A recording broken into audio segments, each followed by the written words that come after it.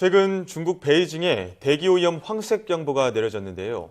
세계보건기구 보고서를 보면 한 해 820만 명이 대기오염에 의한 질환으로 사망하는 것으로 보고됐습니다. 네, 문제는 이렇게 어른들에게도 좋지 않은 대기오염 물질이 우리 아이들의 건강을 위협하고 있다는 겁니다. 오늘 이 시간 대기오염이 아이들에게 미치는 영향에 대해서 전문가와 함께 알아보도록 하겠습니다. 삼성서울병원 환경보건센터 소아청소년과 김지연 교수 연결됐습니다. 안녕하십니까? 네, 안녕하세요. 네, 최근에 대기오염 물질이 우리 아이들에게 어떤 영향을 미치는지 조사하셨다고 들었는데요. 구체적인 조사 내용 설명해 주시죠. 네, 저희가 전국 235곳에서 운영하는 대기 측정소에서 그 주변 반경이 한 2km 정도 이내에 거주했던 45개 초등학교 1학년 학생들 약 4,000명을 대상으로 연구를 시행했습니다. 두 가지로 나누어서 분석을 했는데요.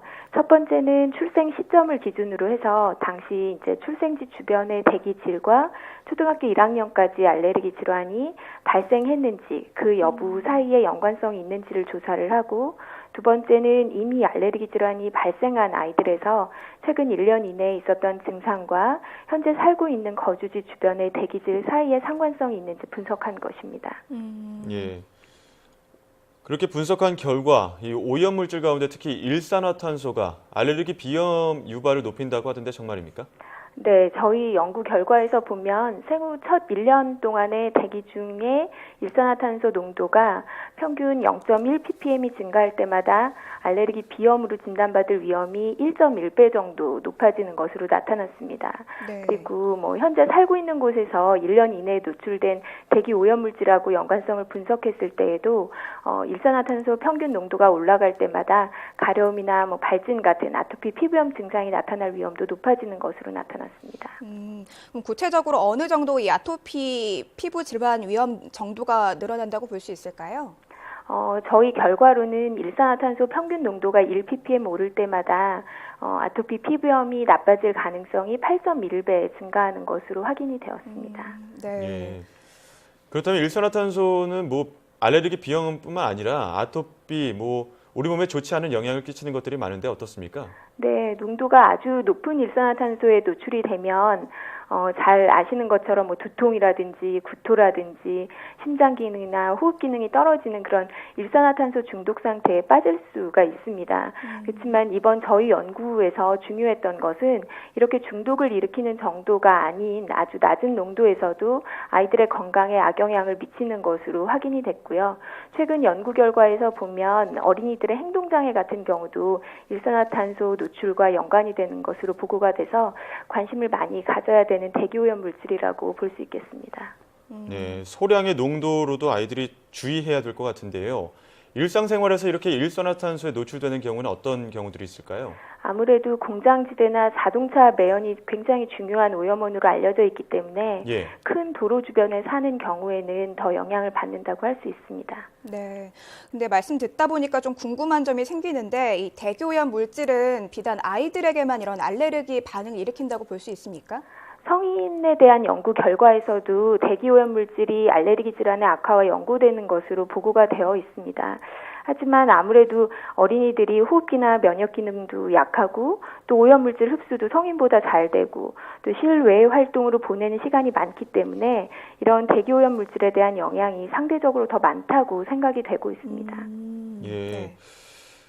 그렇다면 알레르기 질환 외에 이 대기오염 물질로 인해 발생할 수 있는 질환들이 있다면 어떤 것들이 있을까요? 조금 전에 말씀드렸던 어린이들 행동 장애나 높은 농도에 노출되는 경우에 일산화탄소 중독 등을 들 수가 있습니다. 중독이 되면 어떤 현상이 벌어질까요? 머리도 많이 아프고 토할 수도 있고 심한 경우에는 호흡 기능이 아예 저하가 되기 때문에 굉장히 위험한 상태에 빠질 수가 있습니다. 그런 부분을 인지할 수 있는 경우가 있을까요?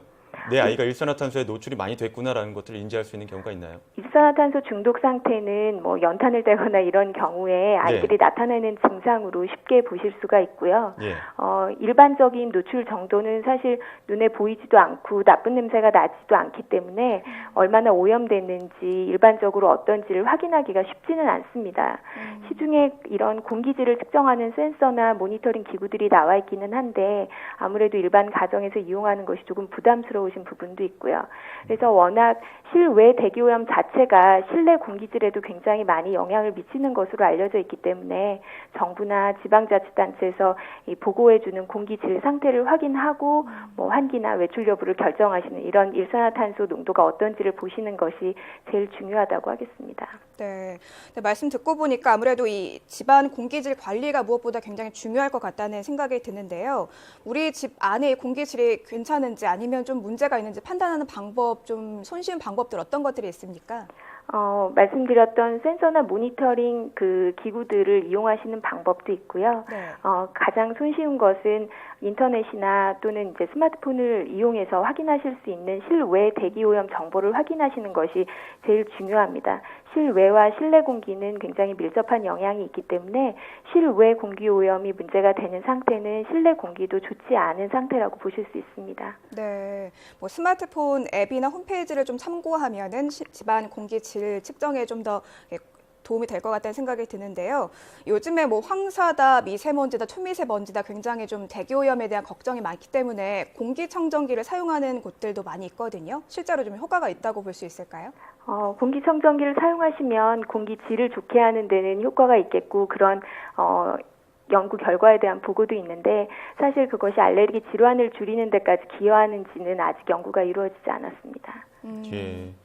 그렇다면 집안 공기를 깨끗하게 하기 위해서 뭐 창문을 열고 싶어도 뭐 황사나 미세먼지 때문에 꺼려지는 경우가 많은데요.